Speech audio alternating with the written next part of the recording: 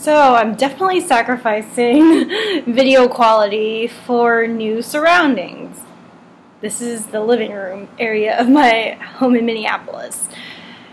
I wish there was better lighting, but my roommate who moved home took her lamp, so unfortunately you're gonna have to not really see me, but maybe that's for the better. Yeah, today's video is gonna be about me spending my last weekend night, or last Saturday night, I guess, in Minneapolis, home, alone, deciding to watch TV, which for me is a big deal because I'm like a huge extrovert and I make it my hobby to make new friends everywhere I go. But lately I've been realizing that I have a lot of limited emotional energy to waste on things. So, you know, I'm the kind of person where I might not text someone for like months, but they're still like in my head. I consider like one of my closest friends or like anything. I don't need a lot of contact, I guess you could say, or if humans are plants, then I'm not one that needs much watering.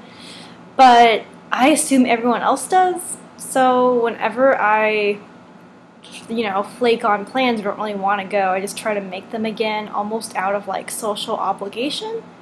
And I don't really like to admit that I do things out of obligation, but part of me does. The thing is, I can like see what's good about almost anyone a lot of the time, so I don't even notice how much I like that person until I scale back, look at everyone in relativity, and then I make the call of, oh, actually that person doesn't mean as much to me as I thought they did. Now, you can tell if objectively I like you a lot more and we have a special connection if I literally go and say so. Otherwise, my actions of like listening to you a lot might seem like I really care about you, but it's not that I don't care about you. I feel like this is such a stereotype of like, like the Myers-Briggs ENFPs, like we just like everyone, so we seem flaky because we're trying to make time for people that don't really matter. I think that if you don't check yourself, if you don't really reflect on things, then it is easy to like not pay attention to your inner judgments. But I always find that,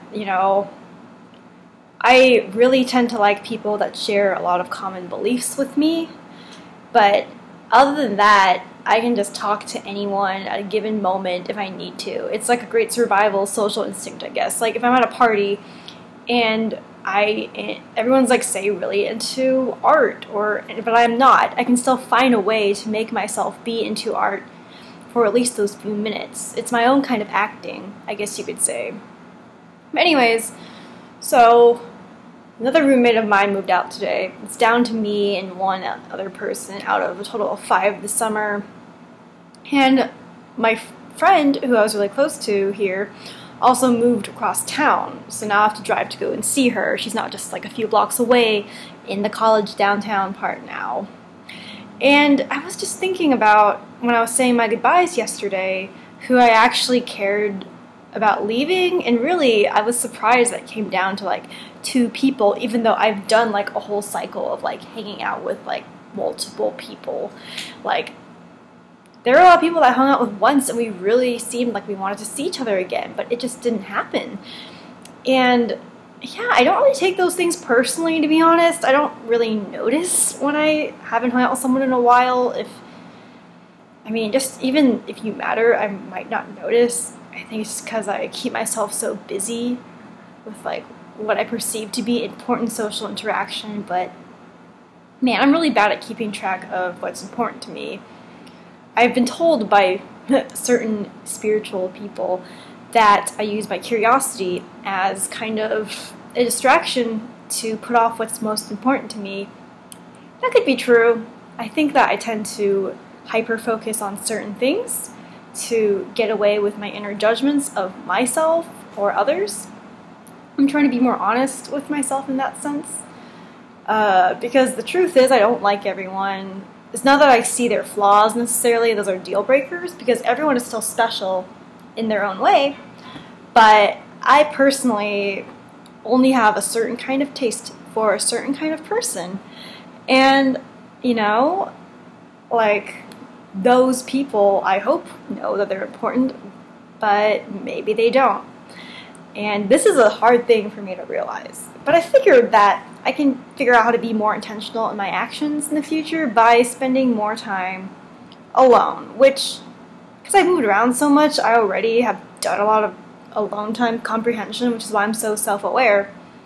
But I think deliberately canceling out the FOMO moments is important. Like, I had a couple of things I could have gone to tonight, but I just wasn't in the mood. Like, I was like, none of them are with the people that I actually want to spend more time with before I leave here. So, yeah, I mean,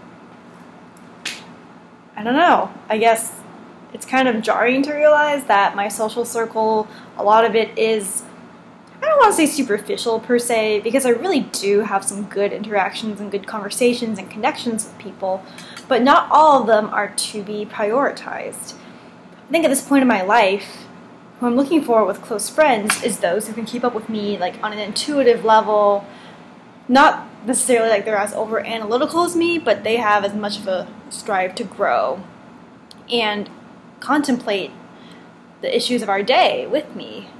With like romantic interests, I guess you could say a lot of it comes down to people who make me feel super comfortable and people who I know I can count on to, I guess, take care of me in a way and like look out for me. And I know that sounds so simple, but truth be told, not a lot of people have that down.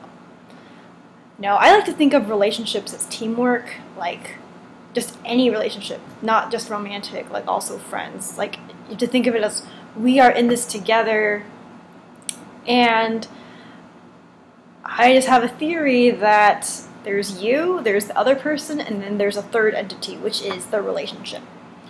And the more you try to feed that relationship and it becomes codependent, or there becomes like expectations that are kind of unreasonable and such, then you're not focusing enough energy on yourself, and that's when your relationship suffers. You can only grow that relationship, third entity, if you are working on improving yourself.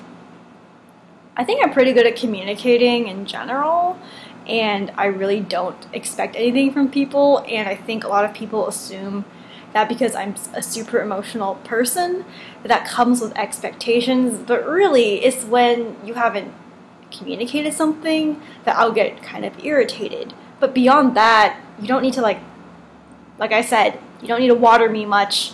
I'm the kind of person that, if anything, is kind of more flaky than not, so I'm very, very forgiving of other people for that. I just think that I need, though, to be more honest with myself about my relationships and see who is actually worth me putting time toward. And this is not a realization out of any anger or feeling like, you know, no one cares. If anything, it's like paradox of choice in a way. Like, I have just gone above and beyond to be, you know, connecting with people, and now I'm like, okay, I have some options. I should be more selective. Otherwise, it's going to come back and bite me, and then before you know it, I'll wake up and be like, oh my god, like, I don't know, it seems like none of the people that I put energy in toward, like, it's all the same. Like, I have not shown who matters to me the most, that they matter to me the most, and I've shown who doesn't really matter to me that they matter to me way more than they do. So, yeah. This is just a lot of, I guess, thoughts I've been having about my compatibility with people. It comes down to, I have a decent amount of chemistry, and I guess to some extent compatibility with a lot of people, but there still are preferences and priorities. And at this point, I'm looking for people who are also trying to grow and are also really, really trying to challenge themselves. And I hate to say it, but if you're not trying to actively take what's in here and put it out there in a more ambitious way, then I'm just not really going to be that interested in you. And yeah, I guess this is something that I've always thought. Maybe most people can tell about me based on my history of who I associate with as friends, who I like those people who are, closest to my heart tend to also be similar to me in that way. And they're actually a lot less common than you would think. But this doesn't mean I'm going to be mean to you or anything. If you want to hang out, by all means, I'm not going to be no, I'm doing this new thing where I don't really give a shit. It's not about that. It's just, this is a kind of a self-reflective rant for me to realize that my top 10 favorite people, they actually exist, and they're actually non-negotiable, and I hope you guys know who you are, because I might forget in the next, the next while to remind you and such. Because, yeah, I'm emotional, but I'm not really that gushy. But, if you are curious, and you're watching this, then just ask. I'm going to be honest. But, yeah. Alright, I'm going. See ya.